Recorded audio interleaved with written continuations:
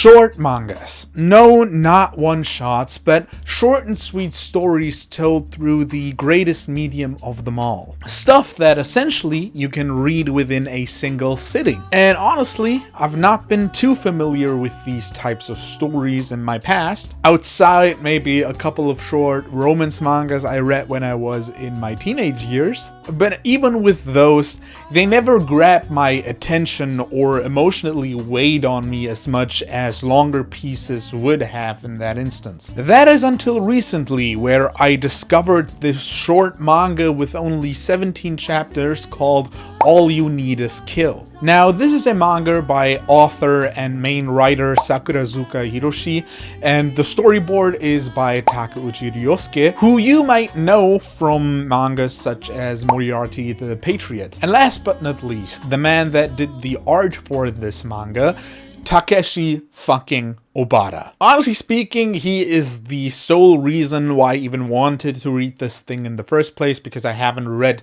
any of the previous works from the other two. And of course, Obata is responsible for probably one of my favorite pieces of art ever, and that would be Death Note. And Death Note is one of my favorite pieces of art ever because, well, the story is certainly amazing, and I'll talk about it in a video in the future for sure. But one half is the story, while the other half is the art. And the art of Death Note is amongst my favorite art styles ever, and that would be because of Obata. Now, he has done other works. I've done quite a lot of research on this artist because, well, his art style was just that inspiring to me. I haven't read Bakuman or Platinum End, but I'm planning to, because essentially the things that I've seen come from this man's hand is, well, nothing short of amazing. Going back to All You Need Is Kill though, we follow Keiji Kiriya. He's this young dude who just became a so-called jacket soldier, and he's out on the day before his first mission. Now, this piece takes place in this world full of grotesque sci-fi elements, but also dystopian vibes that, honestly speaking, make this whole thing feel very gritty and rough. From my understanding, the planet has been ravaged by these things called mimics. They are these fucked up looking creatures that sort of remind me of this one villain from Power Rangers Samurai, but they are what the jacket soldiers, which is this whole military operation,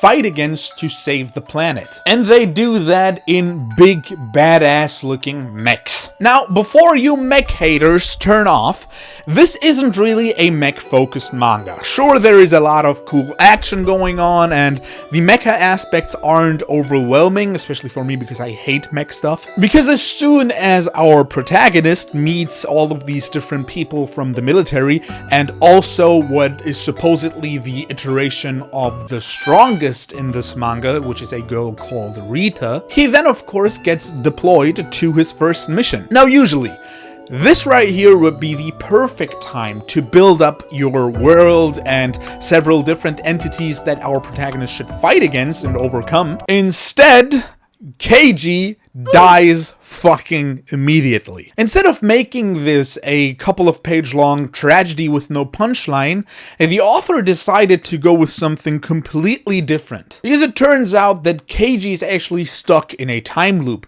meaning that every time he dies, he gets sent back to the moment this manga starts, which would be the day before his first mission. And yeah, this is essentially just like the concept of death and time loop in ReZero, where every time our protagonist there dies, he has or retains his memories of his previous life that he has lived to now restart with new chances. And just as in ReZero, I was incredibly intrigued by this whole concept and the way that the story eventually plays out. I also appreciated the little sprinkles of heart in between these very violent and decaying portrayals that this world has to offer. And while I think that the ending is left incredibly open in some ways, it still feels like enough of a conclusion to sit and chew on. Because surprisingly, Unfortunately, All You Need Is Kill isn't so much about the killing, because reading through this manga felt more like a character study in which we really explore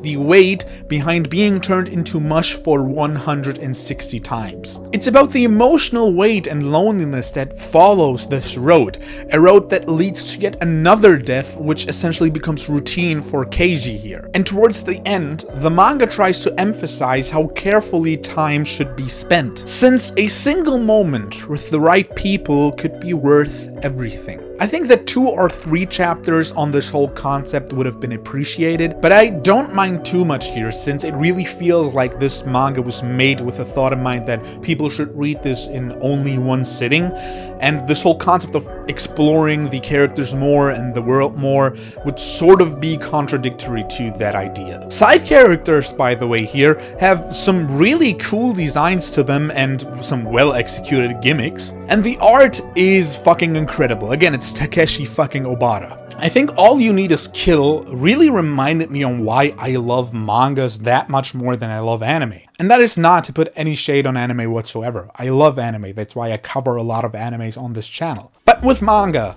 I know that I can go back to the early 2000s or the 90s, pick some mangas, read them, and enjoy them as much as people probably did back then. Whereas with animes, I am 100% sure that a lot of people that watch older animes now will not enjoy them as much as people probably did back then. And that is because the quality of animation and the budget behind some of these animes have skyrocketed to a level that simply was not possible back in the day. And that's simply explained because anime usually existed to sell a product. That product not only being merchandise and whatnot, but it actually being the manga.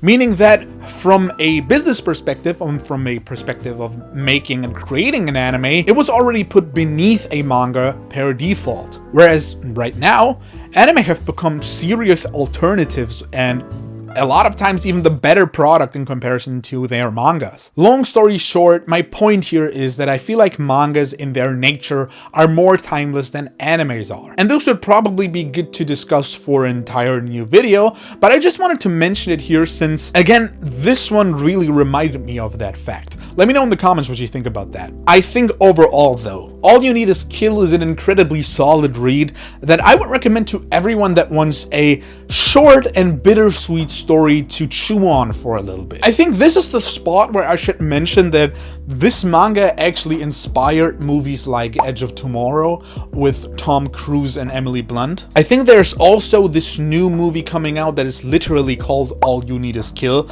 but it's not a one-to-one adaptation of the manga, it's more of an alternate universe type of situation where you have the same scenario with different characters. I also haven't heard particularly great things about that one, but maybe you should look out for it because it is releasing in mid-January. Plugging this thing into my 2 scales though. I believe that All You Need Is Kill is an excellent work of art, but it is not something that I have grown emotionally attached to or something. It is a 17-chapter story that is short and sweet, but at no point does anything to make me say this is one of the all-time greats. Therefore, on an enjoyment scale as well as a rating, this is getting an 8 out of 10 from my side. But let me ask you, have you seen All You Need Is Kill? Have you read it? Have you watched Edge of Tomorrow? Or are you planning to watch All You Need Is Kill, the movie that is coming out in January? Please tell me in the comments. I would love to chat with you about that.